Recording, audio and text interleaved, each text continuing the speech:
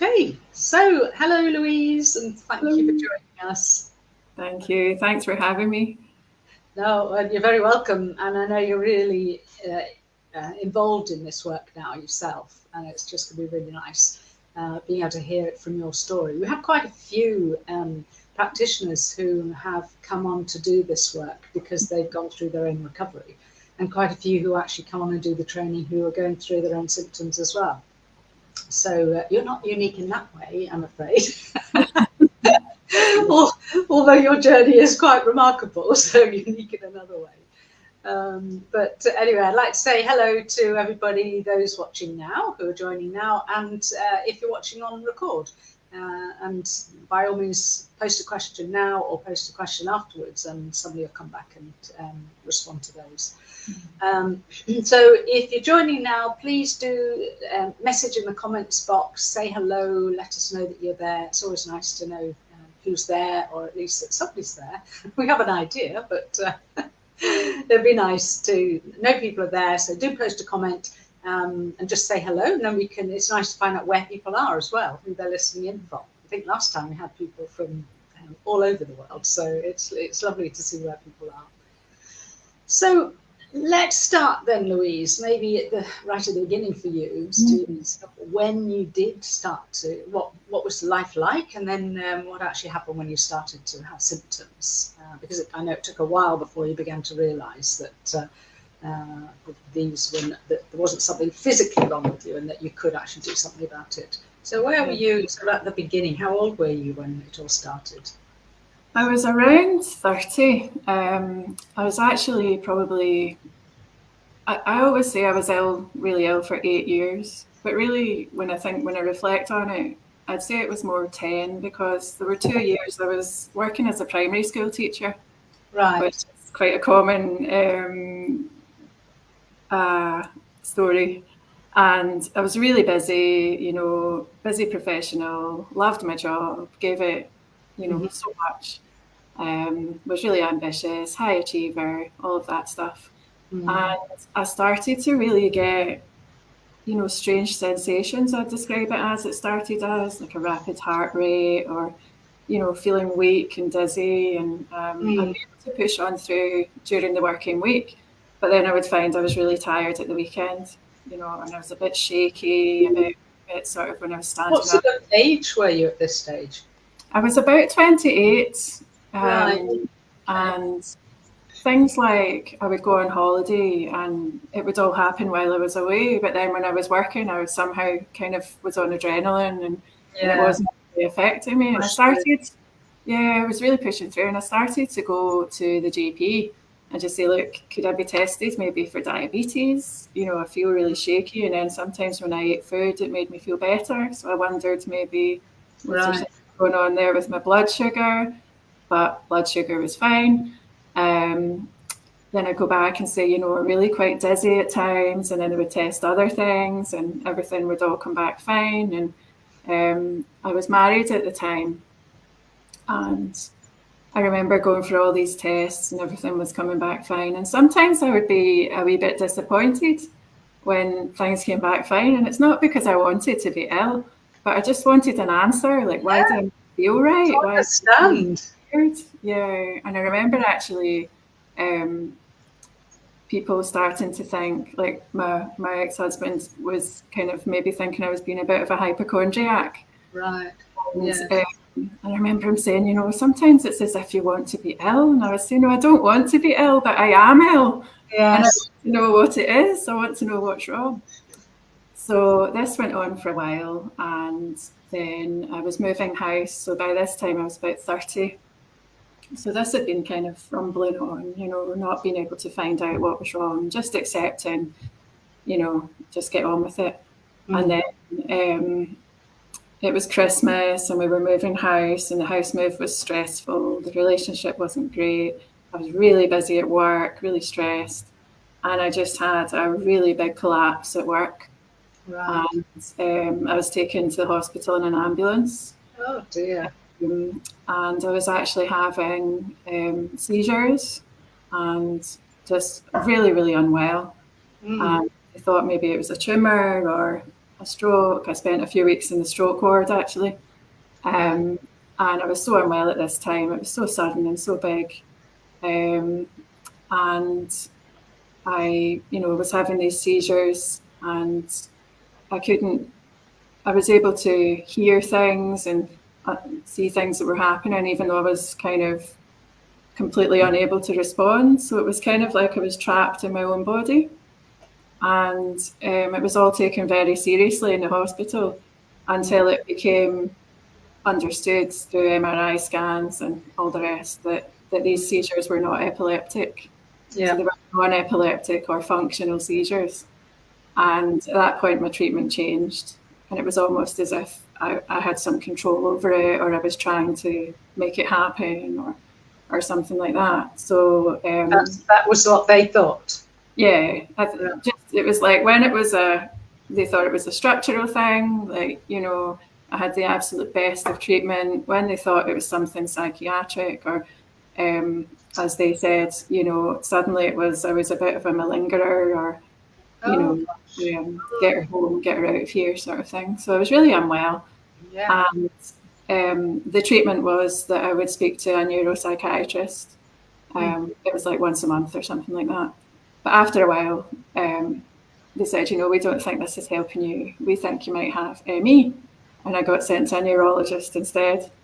And then I went down a different route, I think at that stage I could have accepted I'd had some sort of, breakdown, or, I was under a lot of stress. But I then became convinced that I had something seriously physically wrong, and I began to try and search for an answer to see what that might have been. And my symptoms were, I started to recover actually with rest, and I was doing really well. And then I was encouraged down a route of exercise therapy, and that made me bedbound. And then once I was in my bed, I was pretty much bedbound for a year or so. I couldn't sit upright. I was diagnosed with postural tachycardia syndrome. Yeah. So anytime I tried to sit upright, I would faint. I had temperature regulation problems. I couldn't tolerate anyone being in the room with me. Really? So I was lying in the dark, and if someone was moving around in the room, it flared all of my symptoms. And, gosh. So just so many diverse, really bad migraines. And after, that year, I was able to, I remember finally being able to sit on the couch. My friends used to come round, and I would just lie flat on the couch. I was just so unwell, I couldn't even sit up, and people could only stay for, half an hour, something like that. And I couldn't find any answers other than, there's nothing. I just kept being told all the tests were normal, and there was nothing they could find that was wrong. And no hope for you at all at that point. No. But what I did actually at that point was my brother suggested to me that mindfulness would be really helpful. And I actually my body used to shake. I had a really bad tremor, and I went to a mindfulness class, an 8-week mindfulness class, and that stopped the tremor. Right. And I thought, this is great. So I got really into mindfulness. And this is one of the things that I always come back to, is that I probably then had about 8 years of daily mindfulness practice. And it helped me so much with, so many things. But I was still really desperately unwell. Right. So still in not bed rest, but at home and able to get out. Yeah. And then, so walking was something that was really difficult. So if I used a wheelchair, I could leave the house. But I could only leave the house about once a week. And then I would spend the rest of the week after just with this severe flare-up of, that post-exertion kind of flare-up. Yes. Where I'd be really just, again, difficulty eating, difficulty, doing basic things. Looking after myself, brushing my teeth, things like that just became really, really difficult. Right. So I just want to pause for a moment just to say hello to other people who are joining us now, and also to say hello. We've got Fraser. Hi, Fraser. Nice to see you here. And we've got Lorna, who's one of our SIRPA practitioners, who's currently climbing Munros in Scotland, I believe, Lorna. And Lorna has a special interest in fatigue conditions and POTS as well. So it's nice to see you here, Lorna, and I'm sure you'll have the odd question or comment to put in here as well. So during that time then, Louise, apart from mindfulness, did you find anything else that was helpful for you? I tried loads of different things. What really helped me was, and I talk a lot about acceptance. Mm-hmm. And so mindfulness, I worked a lot on acceptance, and I decided, well, if my life is going to be smaller, then I'm damn well going to enjoy it. It's still a life.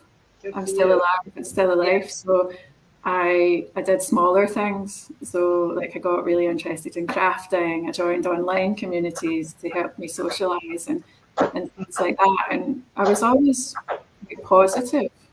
Good. Yes. Like I always felt, well, life is not the way that I thought it was going to be, but it is what it is. So I'm going to try and enjoy it to the best that I can. And I found that really helpful, just trying to work on a bit of acceptance.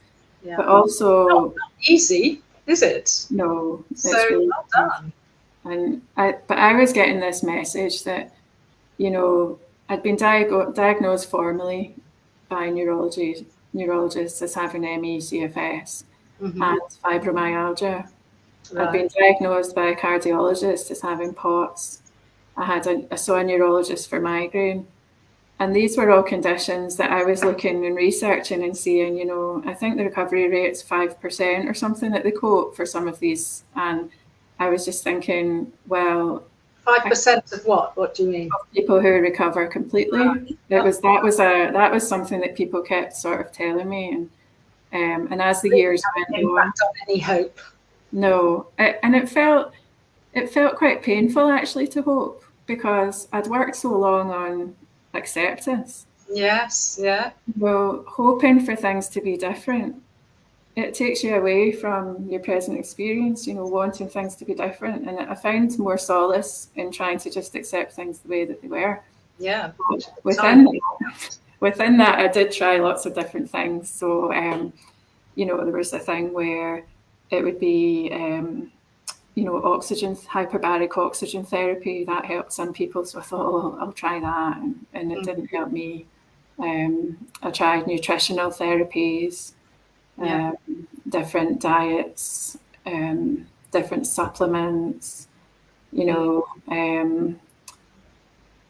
I just, if I knew someone who something had helped, I would try it. Yeah. Because I thought, common story, isn't it, with people with chronic fatigue? Not surprisingly, because you're searching for an answer, searching for something to help. Yeah, and I thought, if I can get rid of one symptom, that'll improve my quality of life. Yes. How I sort of managed my hope. I thought, if I can just get rid of, say, the migraines, or if I can just get rid of this pain, or one little thing, if I can just sleep a bit better. And it's interesting terminology, which I imagine has changed now with more understanding about this, that you're saying, I want to get rid of my migraines, I want to get rid of things. Whereas we realise now that that's not what we're trying to do. That creates more resistance. Yeah. So I've just noticed a comment from Fraser here, who says that he's here from the ex-husband's side after struggling to cope with his wife and what I believe were her mind-induced symptoms. Very similar story so far, Louise. I'm fascinated that there's a good ending here. Yeah, there's a good ending. Yeah, so this was a long journey for you, wasn't it? Yeah. Really, and I made a life for myself, and that was it. That was the thing, that I knew that, and this is the story of so many people that suffer from symptoms like these, is that these are not people who are feeling sorry for themselves, and if they are, that's okay, because why wouldn't you? Yes, but, these are real strong people who, are coping the best they can. Yeah, and just looking for answers. And even sometimes I would go to the doctor, and there were doctors sometimes who didn't believe me, but then there were, I had a great medical team who were desperate to help, but couldn't offer me anything, you know, and they were just like, we're sorry you feel so bad, but there's not really anything we can do because your tests are coming back okay. And so if you don't know, how can they help you? You know, if they're not aware of another way to help somebody, how can they? Which is sad when the evidence is there these days that it is possible to resolve your symptoms, or even just symptoms, or even just ease them. But unfortunately, unless that evidence is more widely understood and accepted, then it's going to carry on. But things are improving. So when did you start to find things changing for yourself? Well, I had a friend who recovered, and she had very similar symptoms to me, but had been ill for a lot longer. Right. And just out of the blue, and at this point I was really, you know, I had carers and things like that helping me, and she just put up this message. It was just on Facebook to say that she'd recovered, and I was just complete. I remember actually I was in the kitchen and my mum was with me, and I was looking at my phone and I was going, you don't believe this, that, you know, she's recovered. And my mum was like, and my mum just sort of went, really, and didn't really, you know, acknowledge it much. And I was like, yeah, but it really stuck with me. And I thought, you know, people don't, in my experience in the community that I was a part of, people just didn't recover. And so I was fascinated by that. And then a couple of weeks later, she started to post about what she did and how she recovered. She had used Curable program. Excellent. And I was saying to her, you know, what does it involve? And she said, well, you know, it's all very gentle and involves meditation and brain training and education and this and that. And I was saying, well then, you know, I'm not sure that would work for me. You know, I've had 10 years now of meditation, you know. Oh, well. And she said to me, honestly, just give it a go. And I thought, well, I will give it a go because it was very inexpensive compared to some other things and therapies that I had already tried. Absolutely. And so Curable is an app, basically, isn't it? It's an app in our field, and excellent app that you can actually sign up to. There's an extensive amount of information on the free version, isn't there? But there's also a paid version where you can get a lot more, and there can be groups and things. And I signed up to that, and I had a look, and it just instantly resonated with me. And I should say, you know, this wasn't the first time that someone had suggested to me, you know, this could be a mind-body thing, and I was so insulted by that. You know, I felt like, how dare you? You know, I'm really ill here, and you know, and you're telling me they're saying it's all in your head. Yeah, it's not real. It's in my head. It's not real. Absolutely. And I'll be fine. So no wonder people are resistant when that's their perception of what people are saying. So good for you for, you know, you said the word, you were fascinated by it, you know, rather than sort of completely turned off. But obviously you'd gone through your journey and you were ready to, you'd probably seen it enough probably to then think, okay, you're ready to explore this a bit now. So good for you. I think I was really ready. And I think looking back, when people had suggested it before, I was right in the middle of really difficult circumstances. And, you know, I was in the middle of the chaos and I couldn't see, you know, I think, and this is a really broad view now looking back, that actually I wasn't really in a position to do the work. I wasn't in a position to get out of that, you know, trouble I was in. And at this point, when I came across this, it was just the perfect timing. And when I had a look, and what it does is, like you say, it's an app, but what it does is just bring lots of different facets in, you know, a bit of education, a wee bit of reading, not too much, because remember, I was really unwell and I couldn't read books or, you know, things like that. So it was little chunks of information. And what that then became was this springboard into, like, you know, oh, well, that talks about that. Oh, there's a book about that, you know. And by this point, I was beginning to think, well, maybe I'll just try and read a chapter, or I'll read a few pages, or, you know, and then, oh, there, that person has a YouTube video, and, you know, and it was just, it was a real springboard. And yeah. Fabulous. And when was that? So that was a couple of years ago now. And that was really the catalyst for what started to get me better. And what I really read and learned was, and it was something so beautiful in its simplicity, was that, you know, the mind can actually, the nervous system, from a place of feeling very unsafe, can generate, you know, these sensations, which we then interpret, you know, in a quite, you know, we become quite, not frightened, but we have a reaction to that. We begin to fear, you know, we stop doing the things that are creating the, you know, because we link it together. And it just made so much sense to me. And your life just gets smaller and smaller as yours do. And just this thing about that people that tend to be affected tend to be people who are, you know, perfectionists or people pleasers or put others before themselves, overachievers. And it was like looking in a mirror, you know. It was like looking in a mirror, and I suddenly realized that actually the effect that these personality traits have had, and my response to some of the sensations, which is to, like you say, resist them, try and get rid of them, has really been exacerbating things. Yes, yeah. And then that fear in relation to all the symptoms, and that causes you to even more withdraw from everything, because of the reaction that you get when you do try things.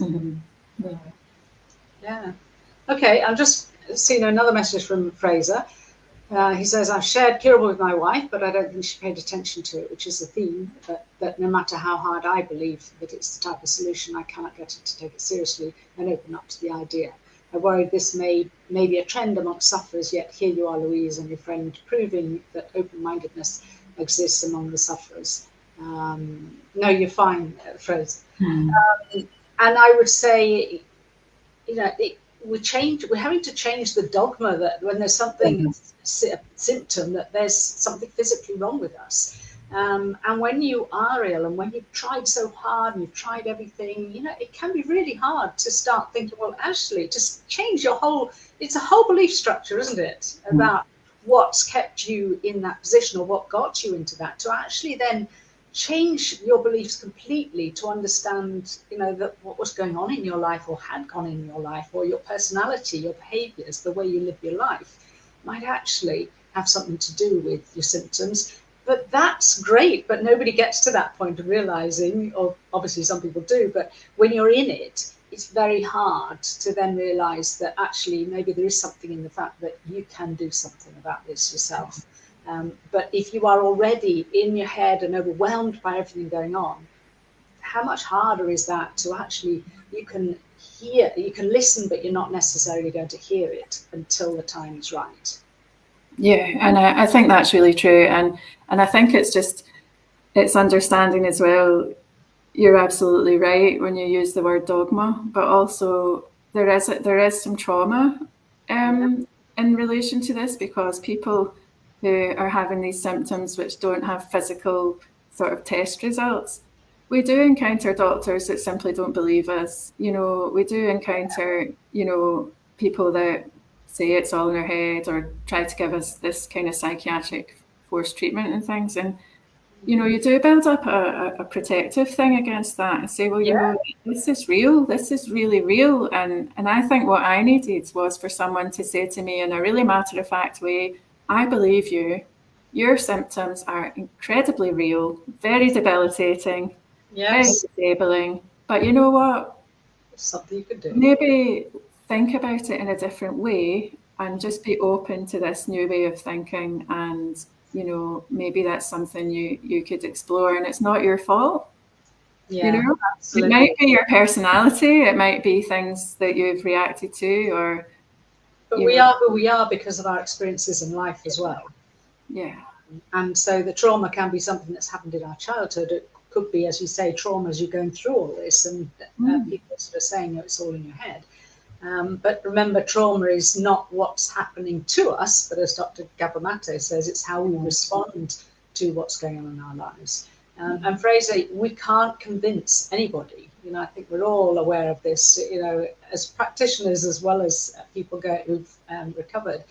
You cannot convince family and friends about this. It has to, and you're doing the right thing, Fraser, to just gradually suggest things. I mean, we've had people who've told us that they've thrown books across the room because that's how, just like, what a load of rubbish. And then when the time was right, they just sort of notice it in their bookshelves, for example. So we cannot change people's beliefs. If, for example, you are somebody who passionately believes in conspiracy theories, and talking to somebody who passionately doesn't and thinks it's a load of rubbish, neither is going to convince the other, are they? And it's easier when you've had your own personal experiences as well. When you have experienced it yourself, rather than being told. So you initially were told by a few people and you weren't ready. Finally, when your friend recovered, you were ready to open up a bit and think, well, okay, let's look at it. And then gradually, as you observed more and learned more, and then probably as you started to see things happening in your own body, that reinforces this, doesn't it?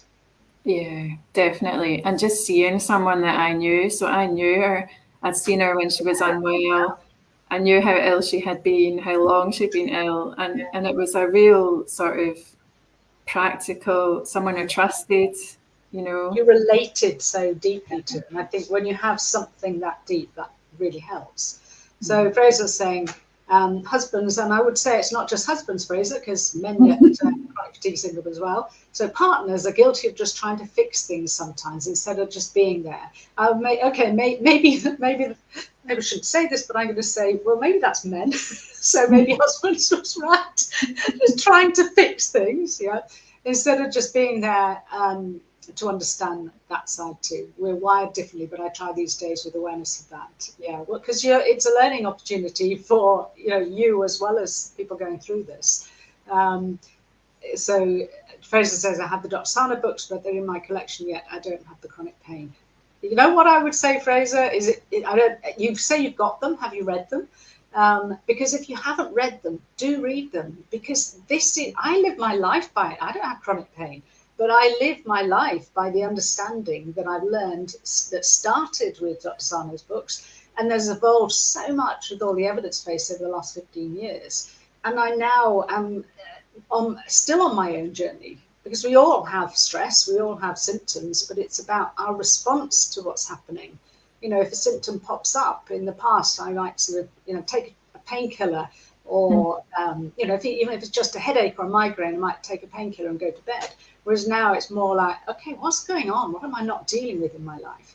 Plus looking at my personality traits, how can I reduce how they cause me stress? And I've worked on those a lot over the years, and still they need work because they're unconscious patterns. So unconscious patterns, behaviors, personality traits, recognizing why we're triggered emotionally by things, because when we become more emotionally aware and aware when we're triggered emotionally, and we deal with that, then there's less chance of us actually then developing a mind-body symptom. So I think this whole concept is about health and well-being and remaining healthy, rather than actually just thinking, oh, this is only for chronic pain or fatigue or whatever. I think as well, something I would add to that, just in relation to what you're saying, Fraser, is that we also tend to be overthinkers. Yeah. And sometimes we can get into this process and start to over-intellectualize. And books are fantastic, and it's really important, especially, for practitioners to understand the theories. But something that is more important, I think, even than that, is getting into the body. Yeah. Getting into the body. And the more we learn, and I see this with people I work with, some people are really into reading the books, but it then becomes a sort of intellectual exercise. Well, I know what I'm doing here, and I know why it isn't working, but I can't quite, stop doing it. And actually, what we need to do is is get into almost this different mode of, you know, understanding, okay, well, what's happening in my body right now? You know, how does that feel? What is the physical sensation? What is the emotion? You know, and so I think there's definitely a place for reading the books, and that helps us understand the mechanism. And that was certainly really helpful for me, just understanding physically what was going on. But as important, if not more important, is that, you know, that getting into the book, getting out of the head. I think one of the biggest breaks that people put on their excuse me, on their recovery is by intellectualizing everything and trying to understand, trying to find out. I come across so many people who say, well, I've been there, done that, you know, read all the books, I've been meditating every day, I've been journaling every day, and yet they are intellectualizing everything and very much overanalyzing, overthinking, ruminating. And I completely agree there, Louise, that the more we can get people into their bodies starting to have more of an emotional awareness, more somatic awareness in their body, and getting out of the head, because our heads get in the way so much. And the more we learn that, the more we start doing it, the more we notice, and then the more we can actually do something about that. Yeah. So tell me about it then, Louise. How did your recovery go that first time? It was great. I'm one of these annoying people who had quite a big impact really early on. And I know that's not the case for everyone. Some people it takes years and months, or but I have to be completely honest and say, you know, and I mean, I think I've really stated the fact about how unwell I was. I was, you know, spent much of my week in bed. After 2.5 weeks of reading, doing particular brain trainings, meditations, actually probably the education was the brain science was one of the really important factors for me. After 2.5 weeks, I woke up in the morning, and I mean, this probably says a bit about my personality, but I just cleared my schedule. I didn't have much of a schedule because I wasn't very well, but I did have like video chats or, you know, maybe someone popping in to see me. And I just said, right, I'm going to do this for a month and I'm going to see what happens. And as I said, I couldn't quite hope for recovery, even though I'd seen someone else recover. But I thought, you know, let's aim to get rid of my migraines. I had migraines like 4 days out of 7. They were really bad. But let's just see if I can get rid of these migraines. And after 2.5 weeks, I woke up in the morning and something just felt different. It was like I was always going through this sort of syrupy fog, you know, and I woke up and there was no fog. And I just suddenly realized that, you know, something was shifting. This was having some sort of a powerful though, isn't it? And I think it sounds like you had real aha moments through, if you're saying sort of through the education side, that would not happen unless you had a deep emotional sort of aha moment where you really connected to that for it to make a difference. And I think, you know what I think it was that this was saying to me, so I'd always been thinking, what is it that's wrong? You know, find the answer. And this was actually not so much curable, but some of the other reading I was doing was actually saying, you know, there isn't actually anything wrong. Yeah. And what's happening is a mechanism within your body, which is there by design. Yeah. But it's just got a bit out of hand. You know, and I mean, that sounds really belittling because when you're so unwell, you're like, it's just got, but I don't mean it like that. It's a mechanism within your body that's designed to keep you safe. Yeah. And somehow, you know, it's gone awry. And actually what you can do is you can get it back under control. There was something about that I just thought, you know, there's nothing wrong with me, you know? And that was such a powerful kind of realization for me that this was a natural mechanism and actually, you know, designed to protect me. And then something faulty. Yeah. And I started to have these moments and whereby, you know, I could see why my nervous system found the need to keep me safe. Mm-hmm. Yeah. I began to look back into childhood and, my teenage years, my career, and I could see, it was like that difficult realization that actually life hasn't been as easy as I would have liked to have, made out that it was. And so there were a lot of realizations and things to process. And, and work through them, yes. Yeah. So we've just got a few messages here. We've got a lady called Sylvia saying, "Oh my God, I have come across this by chance. I have carers due to the effects of a chronic condition, so you're really talking to me. Thank you. That's wonderful. I'm really pleased, Sylvia." And Susie says, "Did you do this while living alone?" Yes. And this is, I would say, was an advantage that I had, was that I lived alone. I had carers, but I lived alone. So I could literally say to myself, right, see, for this month, I'm going to really dedicate, and it wasn't all day long. It was maybe half an hour a day, but I had that space. Yeah. And I know it's more difficult for people that maybe don't have that same level of space, but it doesn't need to be, a whole day thing. And then it becomes, when in fact, you start, you don't want it to be a whole day thing, because this is about living your life. Yeah. And it's about all those little moments. It becomes about the moments. So once you understand what's going on and you understand what to do, it's a bit like learning to drive. You learn what to do, and then it's about picking up in those moments when you're triggered, or the moments when a sensation's coming on. There it is. Right, I know what to do about this. I'm just going to sit for 5 minutes. I'm going to do a little bit of breathing or meditation, or I'm going to read a reminder that I've written for myself that all is well. So it's not like hard work, is it? No. It's about, okay, something's happening, and being curious, and that's interesting, what's going on now, and allowing yourself to process what's actually happening. And I think your story might be annoying some people who've been trying, for a long time, or been on this journey for a long time, but very inspirational for many as well, as Sylvia was saying. So I think that's it. And although I shifted my symptoms very quickly, within a month, I'd shifted a lot of my symptoms. Actually, I remember the first time I felt tired, and I realised I hadn't felt tired for 8 years. It was just this heavy fatigue. And I was like, this is what people mean when they say they're tired. This is amazing. But although I shifted the symptoms really quickly, what I uncovered was a whole host of behaviours and patterns and triggers and things that actually had to be worked on. So I then continued to work on that, for a year. Did you do that yourself or with support?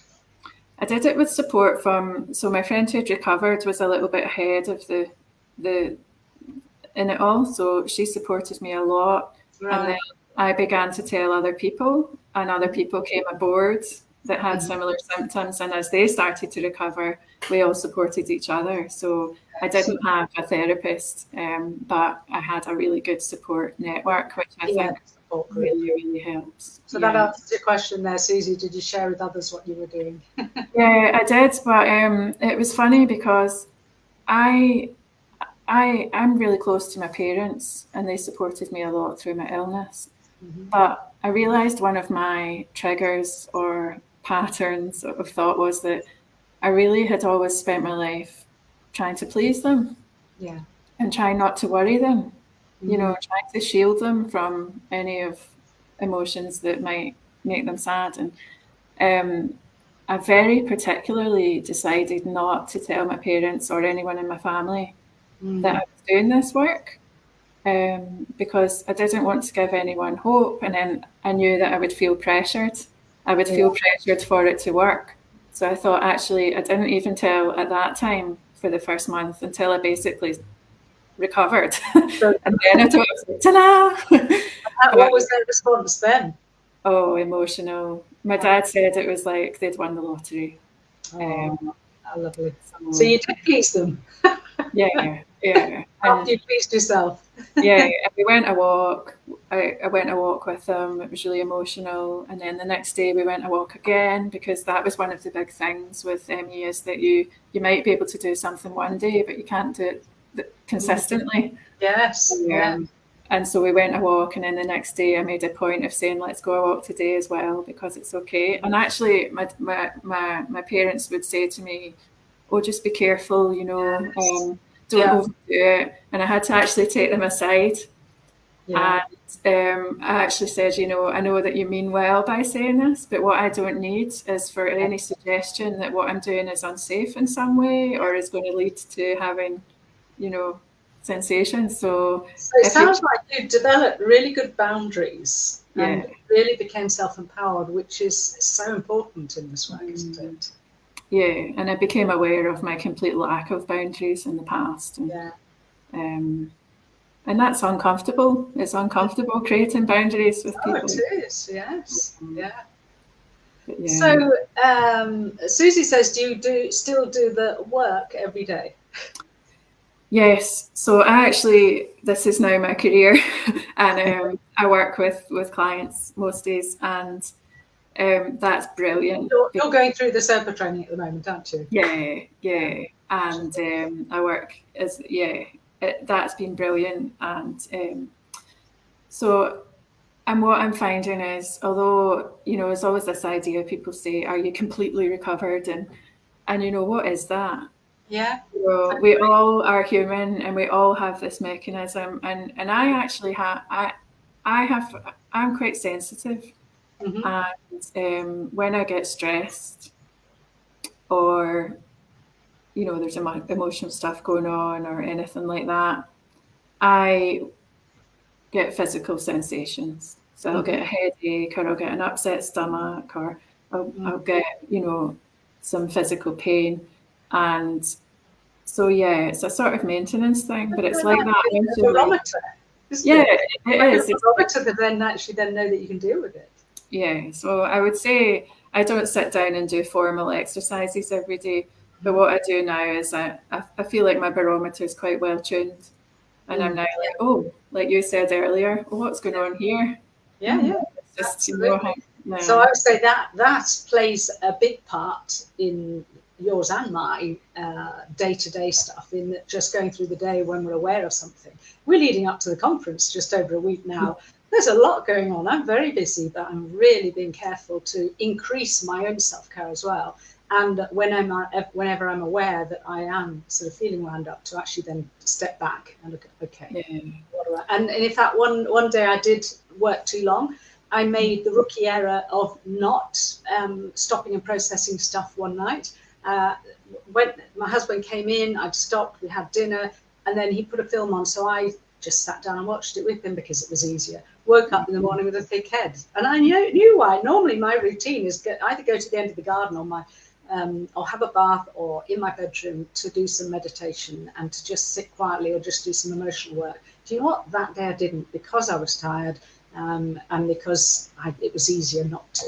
And I just thought to myself, that was a rookie error, and that's something, and especially in the last few weeks leading up to the conference, I'm just being really careful in having a routine. Like Susie's just said, your own routine, how you're having your own routine. So for me, my morning routine is really, really good. The evening one changes and shifts because it depends on what's going on. And so that can at times, for me, I think, be more challenging to stick to. But finding time just for me to be still, and actually I do love going to the end of the garden and just sitting in my shed at the end of the garden and just having a bit of time for myself, half an hour or so, just on my own. So you meditate anyway, because you've been doing I do. I meditate. And my meditation changes. So when I'm feeling good, I'll be, you know, in silent meditation. I'll just be checking in with things. But when I'm feeling like in pain, or I'm having a symptom, I'll do something more targeted, like a safe space meditation or something like that, where it's more directly targeting what's going on. And I think that's so, like, I can really relate to everything you just said about that. And I think there's a choice there as well. Like, some people might say, well, you know, I require some quiet time. I require not to have too busy a schedule. And maybe some people might think, well, if you were fully recovered, you would just be able to, you know, work all the time and all of that. But I have no desire to do that now. That's why everybody ends up with symptoms, though. Yeah. They realise they're my bloody symptoms. This is good self-care. Yeah, need self-care. Yeah. So that our body isn't constantly on alert and worrying all the time. So it's about looking after ourselves.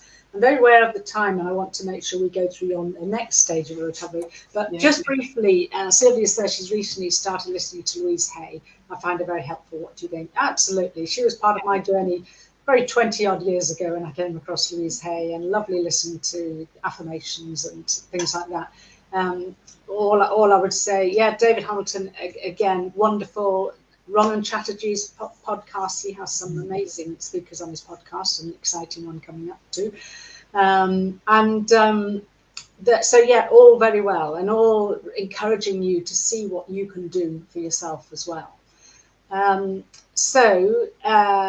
Fraser says, my wife will rotate through different issues just when she feels that, for example, her headaches and chronic pain have disappeared and things are good. Then it says the brain says, nice try, here you go.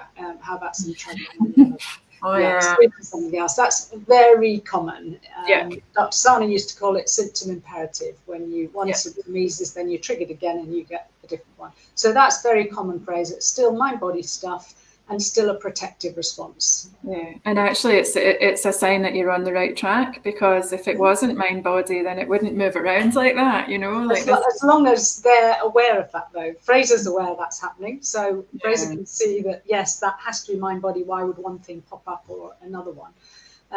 Whereas actually, for her, if you're not aware of that, then they'll still be in that fixed, there's a physical problem dogma, then obviously they won't be aware of that.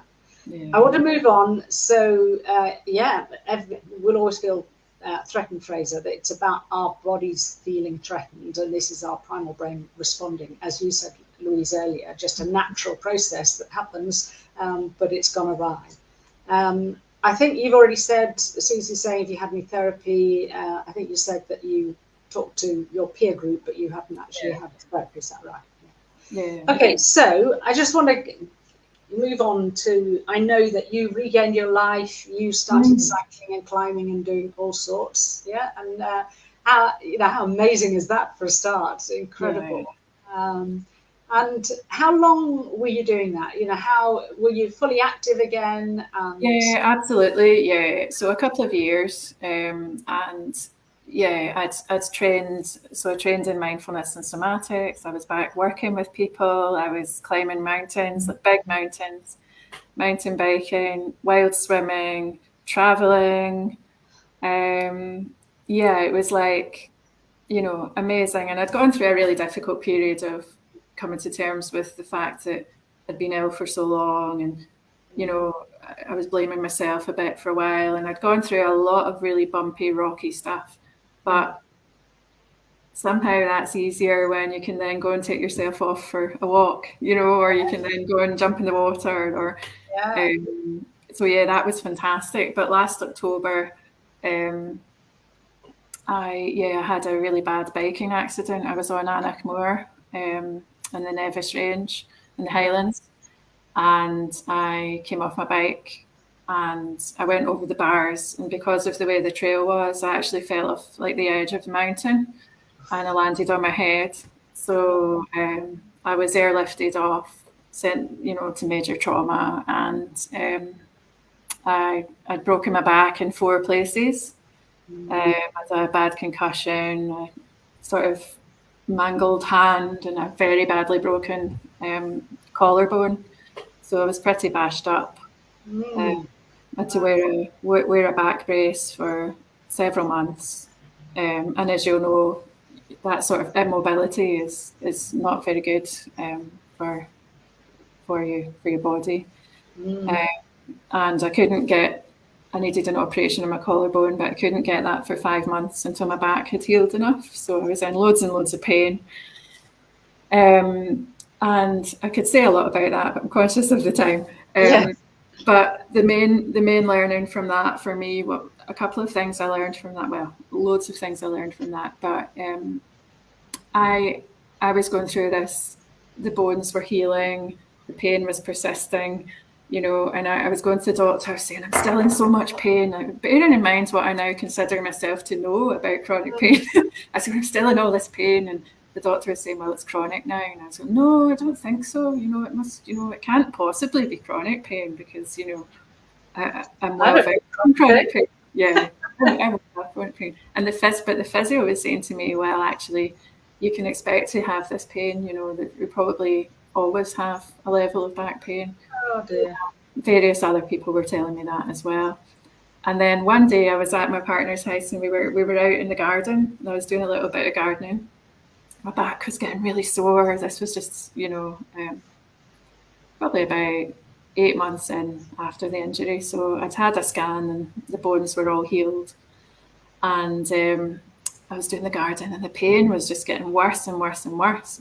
And I had to go in and lie down. And all of a sudden I had this like real eureka moment because the pain was almost as bad. It had got to the stage where it was almost as bad as it felt when I had broken my back. Wow. And I was sat there thinking, and I suddenly thought, hang on a minute, this is so painful. But the doctors have told me that the bones have healed. How can it possibly be that level of sore when the bones have healed? And I sort of sat there going, oh no, I've fallen into this trap again, it's chronic pain. So I then did some of my techniques, and in that same moment, I was able to completely get rid of that pain, just like that, and it just demonstrated to me how easily we can forget that the brain is capable of, generating triggering those neural pathways.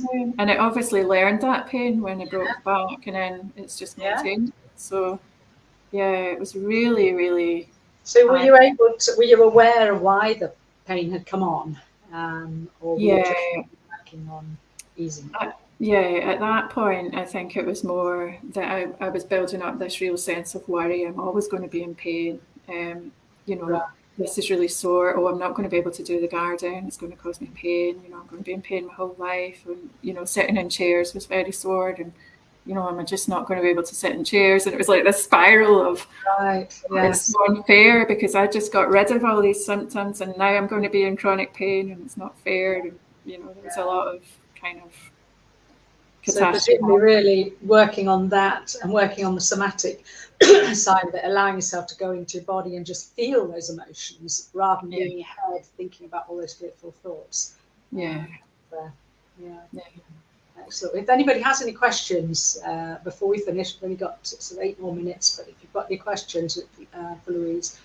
So I believe you've been back on your bike, haven't you? That's so incredibly brave.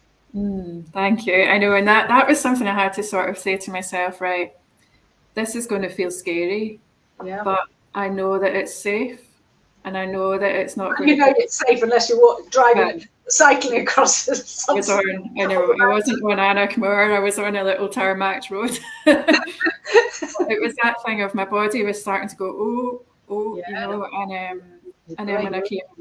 when I got home from the bike ride, I told myself, it's okay. And I think it's that not expecting that'll generate pain, because what we expect, we sort of receive. So there was a lot of work around getting back on the bike and just making it feel okay. Retraining your brain and recognizing and letting it realize that it's safe. It's a safe thing to do. The more you practice that, those neural pathways, the more the fear one starts to settle down. Fantastic. So where are you at now? So working with you guys on my SIRPA training, I am still experiencing, I get a whole plethora of weird and wonderful physical sensations when I'm feeling stressed or under pressure. And so it's recognizing all the time that that's just, my system. It's just the mind and the body talking to each other. And I say, if you are a sensitive person, and excuse me, and we know there's this highly sensitive person scale, isn't there? Have you done that out of interest? Yeah. And do you score high or how? I do, but I've found an understanding around that, whereby when I was younger, I was always wanting everyone to be okay, and I sort of took on a role of being a sort of, the one that sort of smoothed everything over. And I think part of my sensitivity is hypervigilance, where I'm trying to read other people's emotions. Are they okay? Do they like me? And things like that. So yeah, I think that's part of you. Things we can work on it, isn't it? Mm-hmm. I score just on the lowest of the high sensitive person. And it's about recognizing that, okay, that's who I am, and therefore I do need to look after myself rather than pushing myself forward all the time, keeping busy all the time, putting myself in stressful situations all the time. Having some balance and having some boundaries is really important for everybody. But I think once we understand that, then we can look at our own self-care and look at what we can do. Yeah, it's like knowledge is power, isn't it? When you know what's going on, you can say, oh, hang on, I'm being sensitive here. How am I experiencing that? What can I do to make myself feel safe? And being compassionate to ourselves, that it's okay to be like that. I mean, it's normal. Many people are highly sensitive. This is a normal personality trait. And when we recognize that then being self-compassionate about how we're responding to things, but maybe looking at how we can improve the situation that's going on. And because we understand this now and have the strategies that we can use, then we can actually, even if we are triggered, we can do something about it. Yeah. So just want to go back to, first of all, yes, I've missed. Annette says, goodness, you overcame chronic pain twice, Louise. Amazing. This is so inspiring. What techniques did you find most effective when the back pain returned with a vengeance? Was it mostly getting in touch with emotions? Thank you, Louise and Georgie. I can answer that very quickly. It was getting into the body. So the pain was going, woo, and I sort of went, right, hang on a minute. Breathe, and then observe the sensation. Breathe, observe, relax, calm it down. Yeah, absolutely. And it's really allowing yourself to feel the emotion, which most of the time we're scared to do. Our primal brains are going, oh, no, we can't do that. Once we start recognizing that it's just an emotion, it'll come and go, and being able to sit with it then means we can process those more easily. I'm very aware of the time now. Sylvia says, has Louise listed her self-care routine, or is that something she can tell us? Well, again, that varies with each person. It's not just about self-care. Sylvia, I would suggest if you're new to this, that if you look into this, read one of the books in the field, whether it's Dr. Sarno's, whether it's mine, any of the others, to start getting an idea of what you can do for yourself. And some of those self-help strategies will help, whether it's some of the somatic work as well as the mindfulness and recognizing what we can and can't do. So Fraser says, boundaries. Georgie, and can you please explain what's this training? Not specifically what is the scheme acronym you mentioned, please. Well, you mean SIRPA, Fraser? I presume. I don't know if we used any other. So Louise, you came across the SIRPA online training, isn't it? Didn't you? We haven't met face to face. This is the first time we've met face to face. I developed the training and then put it online in 2018. And then Louise, you came across it, and then you started the training a while ago. Sylvia says not only the outside boundaries, but the ones within. Absolutely. Yeah. They're the harder ones to shift. The outside The more we can start recognizing the unconscious patterns and behaviors that are going on, and then dealing with those, and then the way we can do that is somatically through the body, a body up approach. Fraser saying, not a question, apparently I have a sensitive nervous system. I had a series of faints, collapses, vasovagals, so the stuff about being mindful of our own weaknesses or traits is useful. I need to do more mindful work and calming activities. And yes, probably do a little bit more with this work, Fraser, because those are all typical symptoms that people present with as well. So absolutely, it can help. Susie says, did you deal with emotional pain or anxiety, depression? So TMS equivalents.